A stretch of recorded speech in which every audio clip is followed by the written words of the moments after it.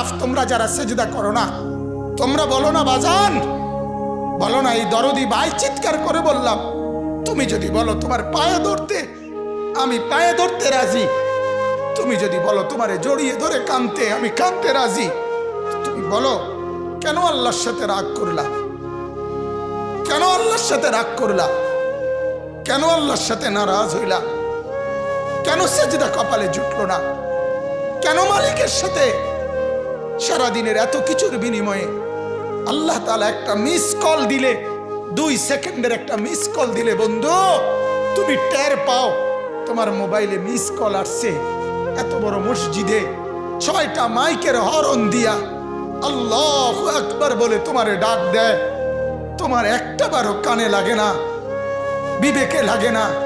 তোর মতো শক্ত ডাকাত, তোর মতো পাষাণ বেটা আর কে হইতে পারে? বেটা কথা বলেন না কেন? তুই ডাকাত, কত বড় ডাকাত। হ্যাঁ, এজন্য ইনশাআল্লাহ আল্লাহকে রাজি করব। বলেন ইনশাআল্লাহ।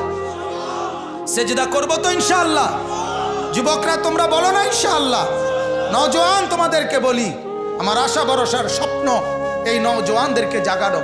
আমি সারা দিন রাত চাই যুবকরা জেগে উঠুক, কারণ আগামীর পৃথিবী, গোটা বিশ্ব 2 ভাগ হবে। এটাই পৃথিবীর পুরা ভবিষ্যৎ। এক ভাগ পুরাপুরি দাজ্জালের অনুসারী কাফের, আরেক ভাগ মাহাদির অনুসারী ইমানদার। এই 2 ভাগে পৃথিবী অচিরেই বিভক্ত হয়ে যাবে। তুমি যদি মাহাদির পক্ষে থাকতে না পারো, তুমি যদি দাজ্জালের ধোকায় পড়ে যাও, আল্লাহর কসম ঈমান নিয়ে কবরে যাইতে পারবা না।